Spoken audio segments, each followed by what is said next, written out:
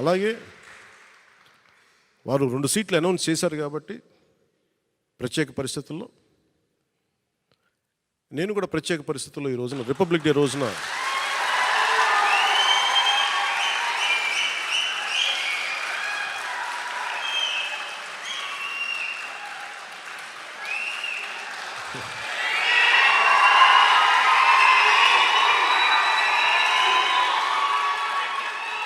నేను కూడా ప్రత్యేక పరిస్థితుల్లో వాళ్ళు 2 సీట్లు అనౌన్స్ చేశారు కాబట్టి నేను కూడా 2 సీట్లు అనౌన్స్ చేస్తున్నాను ఈ రోజున.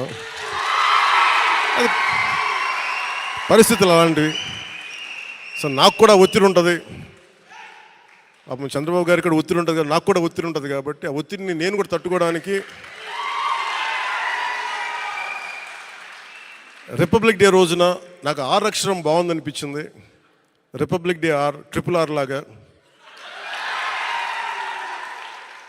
రిపబ్లిక్ డే రోజున రాజోలు రాజానగరం సీట్లు నేను అనౌన్స్ చేస్తాను. సో ఈ రిపబ్లిక్ డే రోజున అందరం బాగుండాలి, అద్భుతాలు జరగాలి మనస్ఫూర్తిగా కోరుకుంటూ, రాష్ట్ర ప్రజలకి బంగారు భవిష్యత్తు జనసేన తెలుగుదేశం ప్రభుత్వం ఇస్తాయని మనస్ఫూర్తిగా కోరుకుంటూ, ఈ పర్యాయం నన్ను నమ్మండి, వ్యూహం నాకు వదిలేయండి.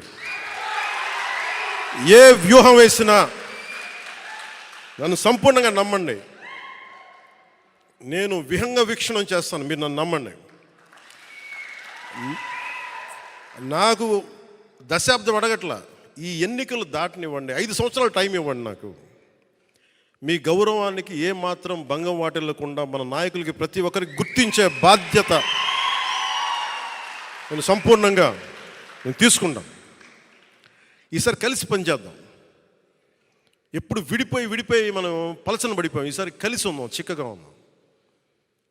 అలాగే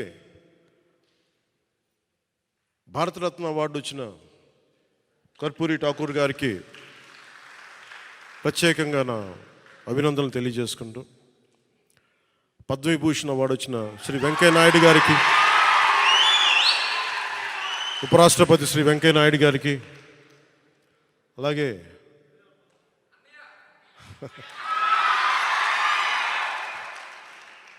మా పెద్దన్నయ్య మెగాస్టార్ చిరంజీవి గారికి మనస్ఫూర్తిగా నా అభినందనలు తెలియజేసుకుంటూ, వైజయంతిమాల బాలి గారికి, మిగతా అవార్డు గ్రహీతలందరికీ కూడా నా అభినందనలు తెలియజేసుకుంటున్నాను. ప్రత్యేకించి పద్మ అవార్డ్స్ గురించి మాటలు చెప్పి ముగిస్తాను. నరేంద్ర మోదీ గారికి మనస్ఫూర్తిగా నా అభినందనలు తెలియజేస్తాను. ఎందుకంటే మారుమూల ప్రతిసారి పద్మ అవార్డ్స్ అనగానే రికమెండ్ చేస్తారు, ఈ వ్యక్తికి ఇవ్వాలి, ఈ వ్యక్తికి ఇవ్వాలి అని. వాటన్నిటినీ పక్కన దోసేసి టాలెంట్ ఎక్కడుంది, ప్రతిభ ఎక్కడుంది, త్యాగం ఎక్కడుంది ఆయన వెతుక్కొని మరి దేశం నలుమూలల నుంచి ఆయన వ్యక్తులను తీసి పద్మ అవార్డ్స్ ఇవ్వటం ప్రధానమంత్రి నరేంద్ర మోదీ గారికి మనస్ఫూర్తిగా నా హ్యాట్స్ ఆఫ్ తెలియజేస్తాను.